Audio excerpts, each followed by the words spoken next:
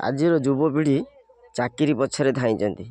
ମାତ୍ର ଏ ଜଣେ ଚାଷୀ ଅଛନ୍ତି ଏଠି, ତାଙ୍କର ତ ଆଜି ସାକ୍ଷାତକାର ନେଇ ହେବନି। ସେ ଏଠି 5 ଗୁଣ୍ଠୁ ଜମିରେ ତାଙ୍କର ପ୍ରଥମେ ଯେତେବେଳେ ଘରୁ ପଳେଇ ଆସିଥିଲେ ମାନବନାନ୍ତର ଭାଇଙ୍କ ସାଗର ହେଲା 5 ଗୁଣ୍ଠୁ ଜମି ଭିତରେ ଏଠି ଘର ଟିକେ ତୋଳିଛନ୍ତି। 2 ପୁଅ 2 ଝିଅ।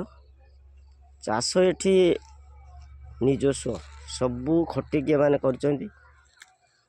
5 ଗୁଣ୍ଠୁ ଜମିରୁ ଏମାନେ 5 ଏକର ଜମି କିଣିକି ଏଠି ଚାଷ କରୁଛନ୍ତି।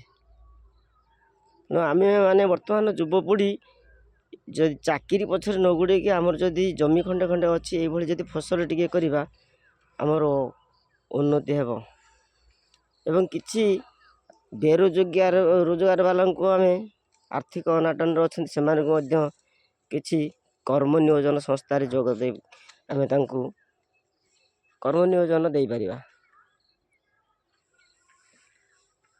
କୋବି ଲାଗିଛି, ଏ ଧାଡ଼ି ଧାଡ଼ି ହେଇ ଖାଲି ଗେଣ୍ଡୁ ଫୁଲ ଗଛ ଲାଗିଛି। ଏପଟେ କୋବି, ସେପଟରେ ବି ଦେଖୁଛନ୍ତି ସେପଟରେ କୋବି ଲାଗିଛି। ଏପଟରେ ବୋଇତାଳୁ, ସେପଟରେ କାକୁଡ଼ି ଚାଲିଛି। ଆଖୁ ଅଛି କିଛି, ଗୁରୁବାର ସାର ପାଇଁ ଆଖୁ ଦରକାର। ବାଟ ଓଷା ଗୁରୁବାର ସାର। ଏ ଯେତିକି ଏରିଆ ଦେଖୁଛନ୍ତି ଏ ସମସ୍ତ ଏ 5 ଏକର ଜମିରେ ମାନେ ଖଟିକି କରିଛନ୍ତି। କାହିଁକି ଏ ପଛରେ ଚାକିରି ପଛରେ ଧାଇଁବା ଆମେ? ତାଙ୍କର ସାକ୍ଷାତକାରରେ ଆଜି ନେଇ ହେଉନି। ନାହାନ୍ତି ଚାଷୀ ଜଣକ ବଡ଼ ଭାଇ ଯିଏ ବାହାରେ ଅଛନ୍ତି। ବନ୍ଧୁମାନେ ଆସନ୍ତୁ, କୃଷିକୁ ଆପଣେଇ ନେବା।